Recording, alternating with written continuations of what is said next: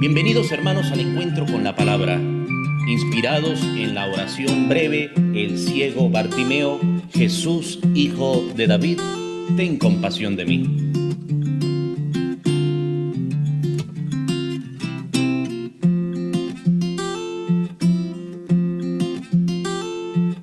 Y con ustedes el Padre Marcos Linares. La lectura está tomada del Evangelio de San Juan, capítulo 10, versículos del 1 al 10. En aquel tiempo Jesús dijo a los fariseos: yo les aseguro que el que no entra por la puerta del redil de las ovejas, sino que salta por otro lado, es un ladrón, un bandido. Pero el que entra por la puerta, ese es el pastor de las ovejas. A ese le abre el que cuida la puerta, y las ovejas reconocen su voz. Él llama a cada una por su nombre y las conduce afuera. Y cuando ha sacado a todas sus ovejas, camina delante de ellas y ellas lo siguen porque conocen su voz. Pero a un extraño no lo seguirán, sino que huirán de él porque no conocen la voz de los extraños. Jesús les puso esta comparación, pero ellos no entendieron lo que les quería decir. Por eso añadió: les aseguro que yo soy la puerta de las ovejas. Todos los que han venido antes que yo son ladrones y bandidos, pero mis ovejas no los han escuchado. Yo soy la puerta. Quien entra por mí se salvará. Podrá entrar y salir y encontrará pastos. El ladrón solo viene a robar, a matar y a destruir. Yo he venido para que tengan vida y la tengan en abundancia. Hermanos, es palabra del Señor. Gloria a ti, Señor Jesús.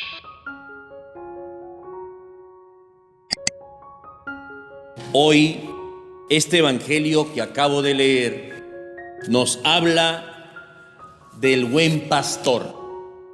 Dice la antífona de aquel Salmo 23: el Señor es mi pastor, nada me faltará. Este es un salmo muy conocido en el mundo entero, por católicos y no católicos, por cristianos y no cristianos. Incluso aquel que dice no creo en Dios, llega un momento en el cual dice: el Señor es mi pastor, nada me faltará. Ahora, ¿por qué decimos nosotros que el Señor es mi pastor y nada me faltará? ¿Estamos seguros de eso? ¿O en el fondo tenemos otro pastor? En el fondo seguimos a otra persona o seguimos otra idea. ¿Por qué decimos el Señor es mi pastor y nada me faltará? Y si decimos y nada me faltará, ¿por qué nos preocupamos por lo que no tenemos o por lo que no conseguimos o por el futuro? Esta antífona la decimos de la boca para afuera, pero muy poco la interiorizamos, muy poco la meditamos, y entonces somos como loros que repiten sin saber lo que están diciendo. Debiéramos decir todos los días: el Señor es mi pastor y nada me faltará. Por supuesto, luchando, trabajando, buscando hacer algo, buscando producir, buscando ayudar a los demás, buscando ser solidario, pero siempre en acción hay que decir esta frase. Y sobre todo saber que la decimos: el Señor es mi pastor y nada me faltará, porque dice el Salmo 23, tu bondad y tu misericordia me acompañarán todos los días de mi vida. Es por eso que decimos, el Señor es mi pastor y nada me faltará, porque su bondad y su misericordia nos acompañarán todos los días de nuestra vida, mientras que vivamos, mientras que estemos en este mundo.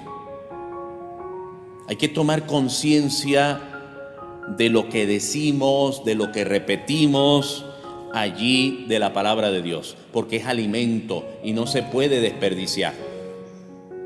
Nosotros cuidamos mucho los alimentos, vamos a comernos todo, vamos a recoger lo que quedó, lo volvemos acá a recalentar o lo compartimos o vamos a ver, pero es malo botar la comida, eso lo decimos.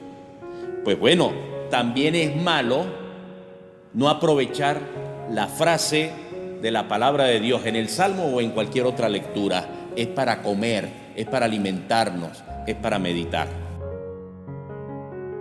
Luego hay una carta del apóstol Pedro. Él tiene dos cartas.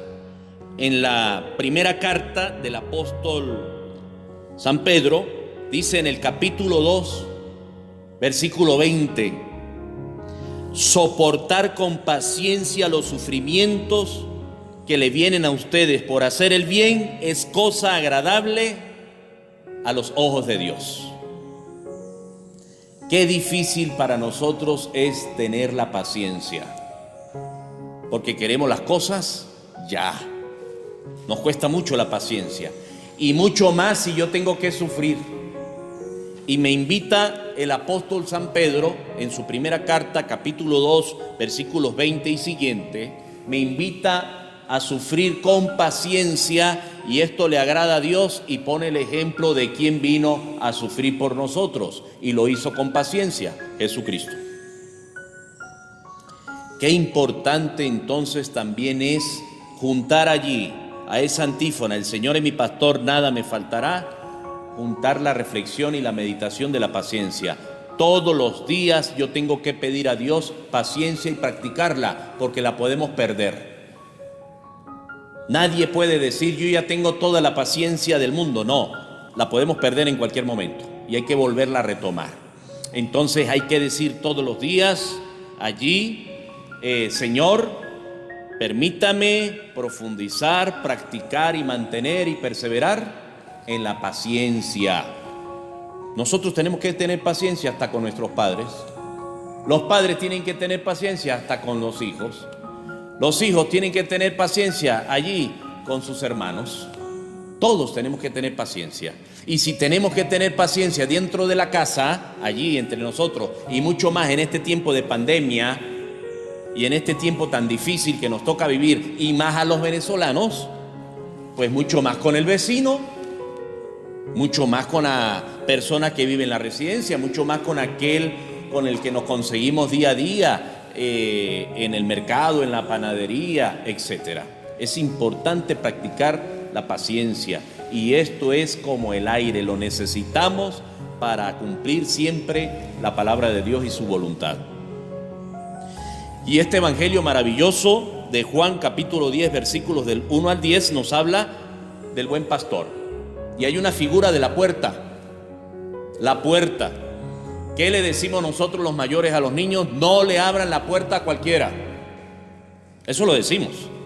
Pregunten quién es. Y eso lo hacemos también mayores. Nos tocan la puerta y lo primero que decimos es ¿quién es? Pues bueno, Jesús hoy en el evangelio pone la figura de la puerta. Para abrir la puerta hay que preguntar quién es. Porque si yo reconozco la voz y es de mi confianza, yo le abro. Papá y mamá nos dijeron cuando estábamos pequeños: no le abran la puerta a nadie, a extraños, nada que ver. Cualquiera puede llegar y engañar a un niño. Soy yo su tío, soy yo su papá, y abre la puerta. Pues bueno, hoy en el evangelio Jesús nos invita a pensar en esa figura de la puerta. Para yo abrirle la puerta de mi corazón a Jesús, tengo que reconocer su voz. ¿Y dónde reconozco yo la voz de Jesús para abrirle la puerta de mi corazón y la puerta de mi vida? En la oración. Es importante esto. Yo voy a reconocer la voz de Jesús cuando yo caigo en oración profunda, cuando escucho su palabra y reconozco su voz, y Él viene a tocar la puerta de mi corazón y de mi vida, y yo se la abro con confianza, como le abrimos la puerta con confianza a cualquier familiar, amigo o conocido. Hay dos cosas. Cuando yo abro la puerta es para que entre alguien y me haga la visita y se quede conmigo, o cuando yo abro la puerta es para seguir a aquel que me está tocando y me dice, ya llegó el pollo, vamos, o ya llegó la harina, vamos. Hay dos figuras allí, hay dos puntos de vista. Yo abro la puerta para que entre alguien y me haga la visita y se siente conmigo, o yo abro la puerta para seguir a aquel que me invita a seguirlo, que me llama. Esto es muy importante. Jesús hoy quiere las dos cosas. Jesús quiere que abramos la puerta para que Él entre a formar parte de nuestra vida, y quiere que le atendamos a su voz y le sigamos detrás, como lo hacen las buenas ovejas detrás de un buen pastor. Vamos a pedir pues al Señor que en base a esta lectura nosotros podamos reflexionar y podamos reconocer la voz de Jesús para abrir nuestro corazón y nuestra vida, y le podamos seguir y atender a su llamado, ir tras los pasos de Jesús. Y de esa manera vamos a sentir en nuestra vida que Cristo ha venido para que tengamos vida, y vida en abundancia. Que así sea. Amén. Hermanos, Dios los bendiga. Hermanos, y los invito a hacer clic donde dice suscribirse al canal de YouTube para que les lleguen las notificaciones cada vez que leamos y meditemos la palabra.